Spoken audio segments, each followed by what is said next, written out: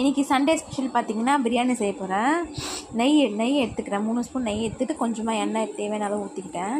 அப்புறம் இதுதான் தேவையான பொருள் எல்லாம் பட்டை லவங்கம் சோம்பு முந்திரி எல்லாம் போட்டு நல்லா வதக்கிட்டு வெங்காயம் தக்காளி ஃபஸ்ட்டு வெங்காயம் போட்டு அதை நல்லா பொன்னிறமாக வதக்கிட்டு அப்புறம் இஞ்சி பூண்டு பேஸ்ட்டு 3 ஸ்பூன் இஞ்சி பூண்டு பேஸ்ட் எடுத்து அதை போட்டு அதை நல்லா வதக்கிட்டதுக்கப்புறமேட்டு பிரியாணி மசாலா 1 கிலோக்கு ஒரு கரெக்டாக இருக்கும்.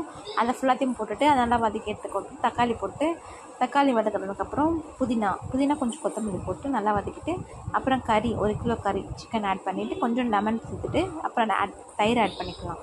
தயிர் ஆட் பண்ணி அதையும் நல்லா வதக்கிட்டு ஒரு விசில் எடுத்து அடிச்சுக்கலாம். நான் 2 விசில் வச்சு எடுத்ததுக்கப்புறமேட்டு பாருங்கள் எவ்வளோ தண்ணி வந்திருக்கு. இதில் நான் வைக்கும்போது தண்ணி இல்லை, இது எவ்வளோ தண்ணி ஊற்றிட்டு பாருங்கள். இப்போ வந்து தேவையான அளவு தண்ணி ஊற்றிக்கிறேன். 1 கப் அரிசிக்கு 1.5 கப் தண்ணி வச்சு இப்போ மூடி வச்சு 2 விசில் எடுத்து கொஞ்சம் கலர் தண்ணியில் ஆட் பண்ணி சேர்த்துக்கலாம். அவ்வளோதான், ரெடி ஆகிடுச்சு. தேங்க்யூ.